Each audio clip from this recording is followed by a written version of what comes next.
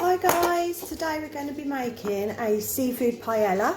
I will also make a vegetarian version for those of you who are vegetarian. So how we're going to start off is with a pepper, an onion, and we're going to get 1 clove of garlic. Okay, so what we're going to do first is we're going to chop the onion.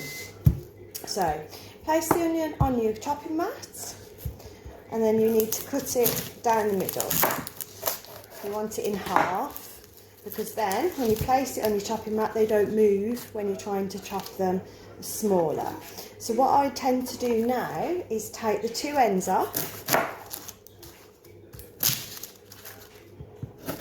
because you don't want those. Put all of your rubbish out the way. Do that for both.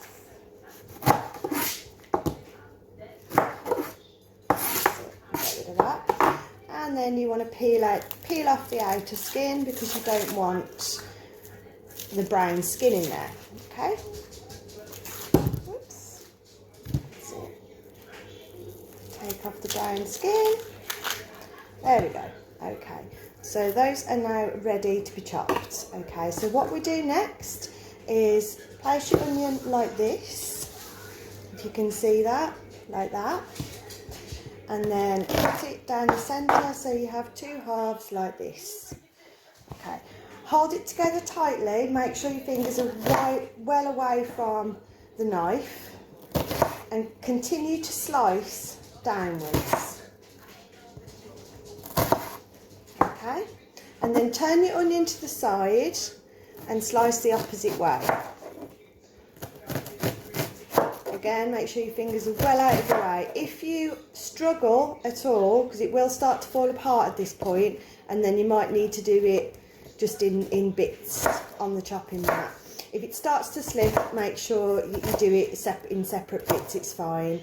If you struggle with chopping at all, then there is nothing wrong whatsoever with buying pre-chopped onion, especially onion, because it is particularly difficult to chop.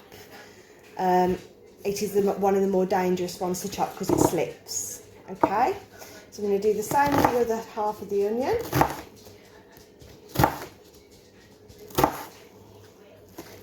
And chop this way. Okay, whoop. So now it's all slipped apart.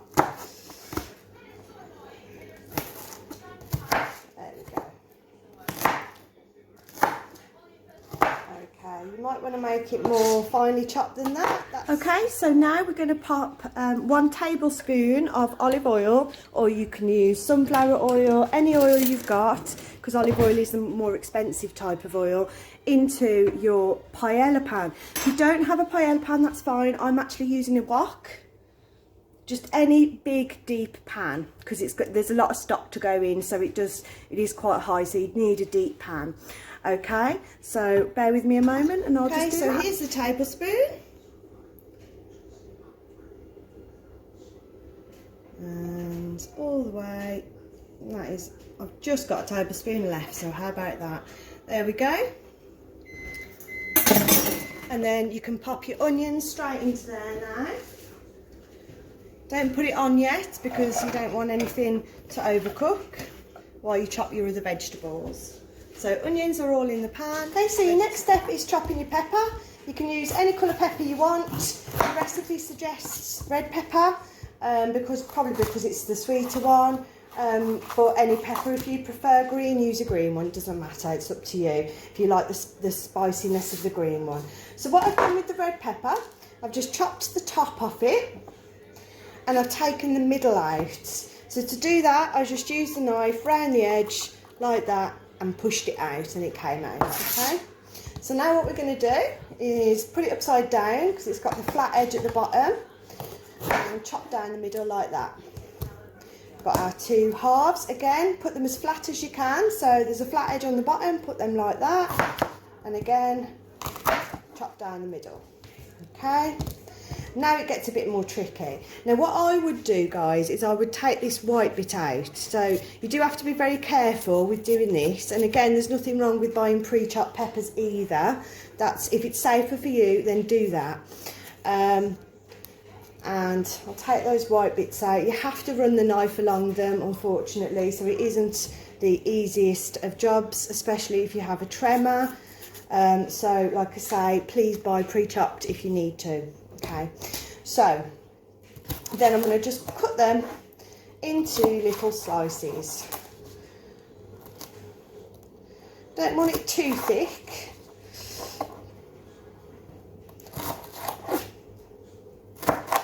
And keep your fingers out the way. Make sure your fingers are always out the way, guys. If they need to be nice thick slices because your fingers otherwise will be in the way, then do nice big thick slices. Okay, there we go. So just chop that all the way down.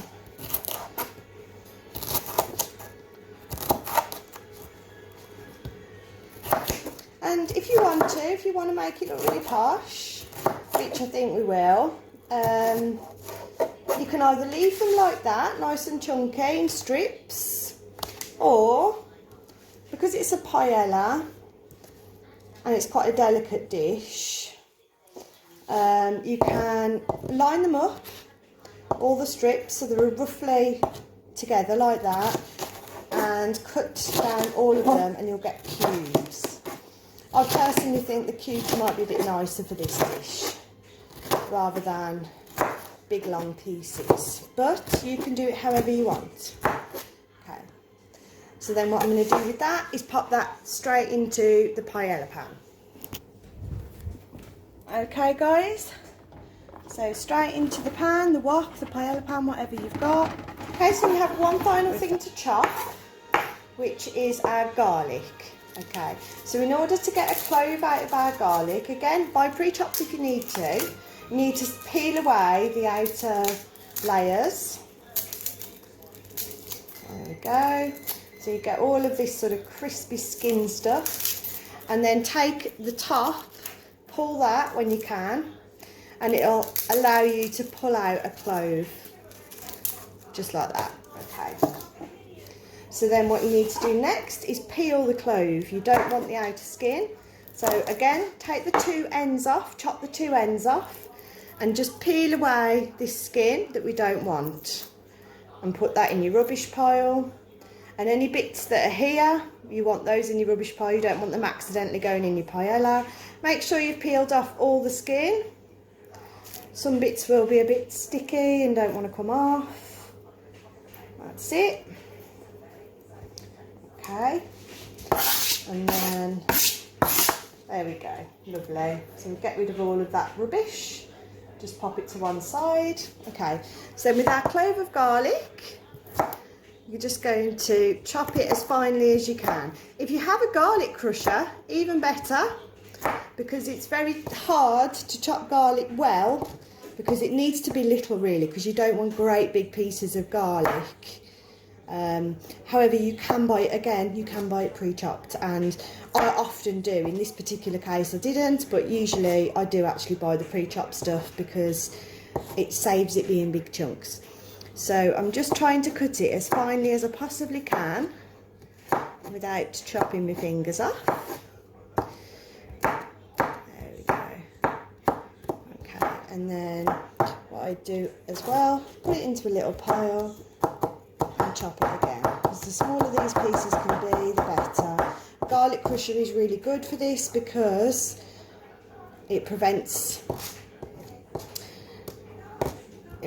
you having big pieces. Okay, so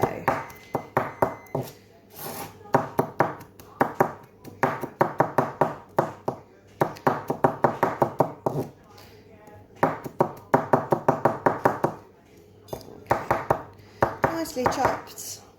And then once you're happy that you've got relatively small pieces of garlic, a lot of it will stick to your knife, so just get all that off because you want all of the flavour. And then this bit of garlic here is going to go straight into the paella pan. Okay guys, so now in the paella pan we have the garlic, the onion and the pepper and the oil as well, which we started with. And what we're going to do now, we're going to put that onto a low heat. So this is how my oven works. If you can see it, sorry. It's So I'm just going to put it on low because we don't want to burn anything, because garlic is very susceptible to burning, so it's on low. Okay, and then we're just going to stir it round and allow it to soften. We just want it to soften, maybe colour a little bit, but we definitely don't want to burn the garlic or burn anything else in there. Okay, so we're just going to do that for 5-10 minutes, see how we go. Okay guys, so while that's cooking, you can start to prepare your paella rice. So obviously paella rice will give you the best texture because it is the right one for the product, but you can use your long grain rice if you need to. If it's cheaper for you, you can use long grain rice, so bear that in mind if you need to. 150 grams either way. So I'm just going to weigh that out now. So I've opened up the pack. Okay. Oh, there we go. Okay. It doesn't look very much, but I can assure you it will expand because it will take in all of the stock that we're going to put in. Okay folks, so while we're waiting for that, and the vegetables should be nearly done by now, we're going to make the chicken stock. I'm actually using vegetable stock, but it does say chicken stock on the actual thing. So you can either use fresh chicken stock if you want, or like I'm using stock cubes, and just opening up the little packets and squashing them into my jug, ready for the water. While you're doing this, pop your kettle on, because you need boiling hot water, so make sure you've got lots of water in your kettle and pop the water on. Okay, almost done. Use whatever it says on the packages, but a lot of stock cubes are going to be the same. So it's going to be 400 mils of water, so you will need a jug to measure it, to 3 stock cubes. Okay, we'll just wait for the kettle and then we'll do it. Okay, so my kettle's just boiling, it's just about to finish, so I'll make the stock in a moment. The next part of the recipe is to add your paprika, your saffron and your rice, then followed by the stock. So what you need to add is some smoked paprika, and your vegetables should be looking like this now, so a little bit soft. Okay, and it says a large pinch, which could be anybody's guess, so I'm going to go with that amount. Do it as much as you like. If you like lots of flavour, then go for it.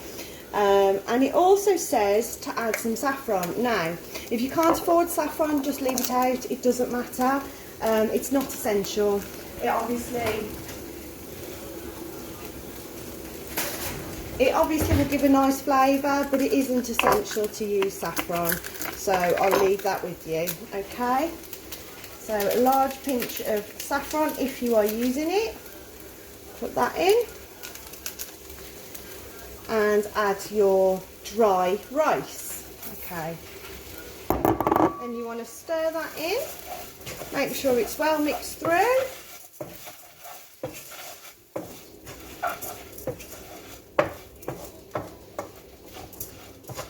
Okay. So it should look something like this. Okay. Now we're going to make the stock quickly because we don't want to burn anything in the pan, but if it's on really low it shouldn't anyway. So I've got my jug over here and I've got, find the 400 ml mark, my kettle's boiled, so actually gonna add it up to the 400 ml, slightly over, but that's not the end of the world as long as it's not loads over. And then you're going to stir that with a spoon.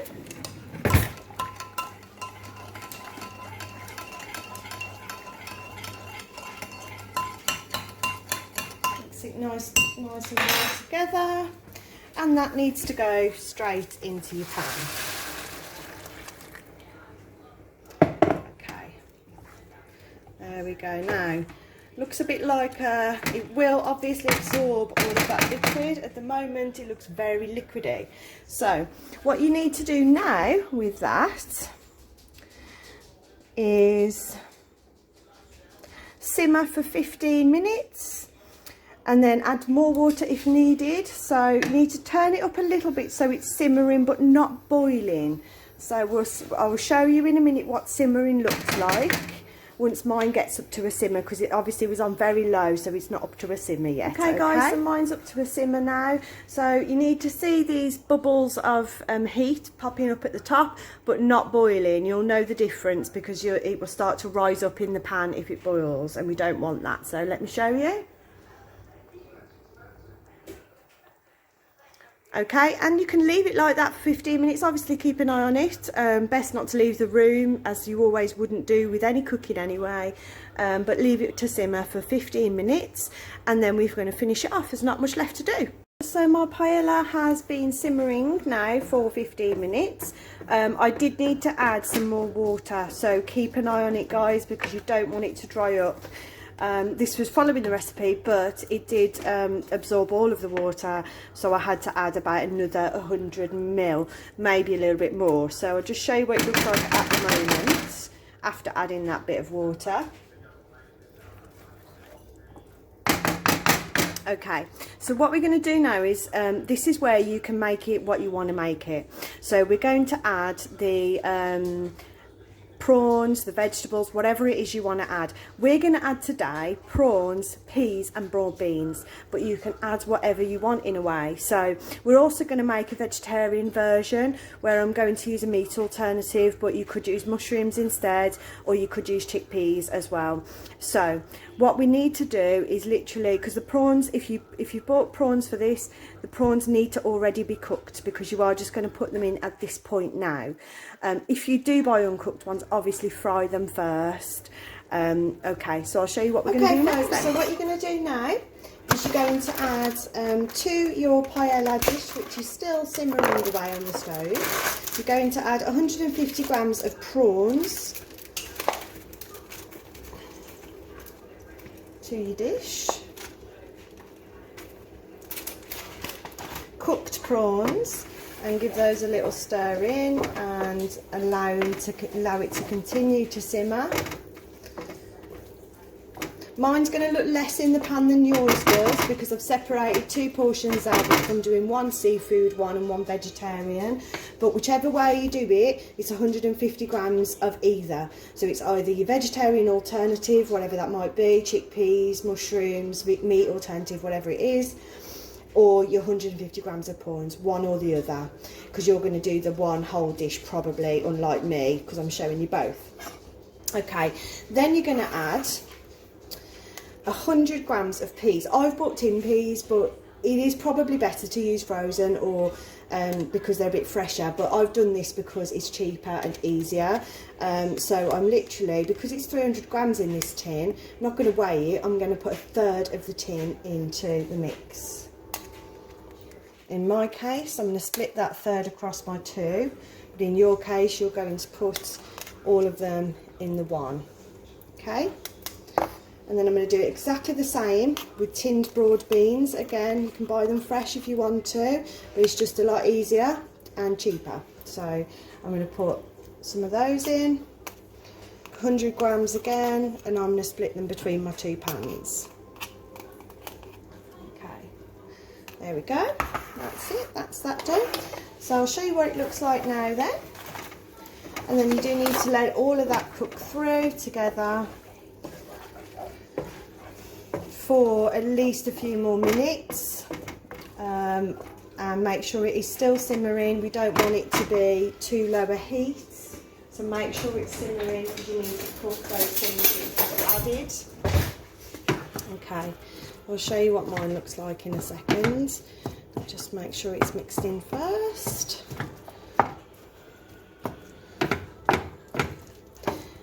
Guys, so this is my prawn paella, which I'm going to show you now, which is looking lovely. Again, if you feel it's getting a bit too dry, add a little bit of water, but not much more, okay? Because obviously you don't want it to be watery either. So I'll just show you. It should look something like this, okay? So that's the prawn version. And then, as I don't personally eat meat, and others who are doing this might not as well, I have got a vegetarian version which I have used a meat alternative, which I'll show you now. Okay, so both of those are going to simmer along nicely, and that is basically it done. Once it's finished, so you need to give it at least 5 minutes, make sure it is cooking through properly and make sure everything is heated through. Then the recipe suggests putting a pinch of parsley on, which I will do, and put in a wedge of lemon, which I forgot to buy, but if you want to do that, please do, because it will probably enhance the flavour quite a lot. So that's how you're going to serve it, and that's pretty much it, guys. So hopefully, I'm really looking forward to seeing your versions. You can add different vegetables if you want, you can add different seafood, or you can add a different vegetarian alternative. So it'd be nice to see your alternative versions, or if you just want to stick to my version, feel free to do that as well. And hopefully this will be a nice dinner for you. I will recommend with this particular dish, because it's rice, that you need to eat it straight away, or don't leave it out for longer than an hour, because if it starts to, if you're going to put it in the fridge or freeze it, you need to cool it down really quickly. So an hour is longest really for it to be out, but it needs to be cool, and then put it straight in the fridge and eat it either that day or the next day.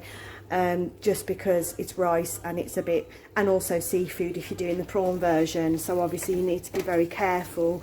We don't want to give anybody a bad stomach, so be careful on that. Okay, my recommendation is eat it straight away. So when you do plan to cook along with this, plan for it to be your time to have your dinner or your lunch or whatever you're going to have it for. Okay, hope you enjoyed this recipe, and I look forward to doing next week's. Take care, bye.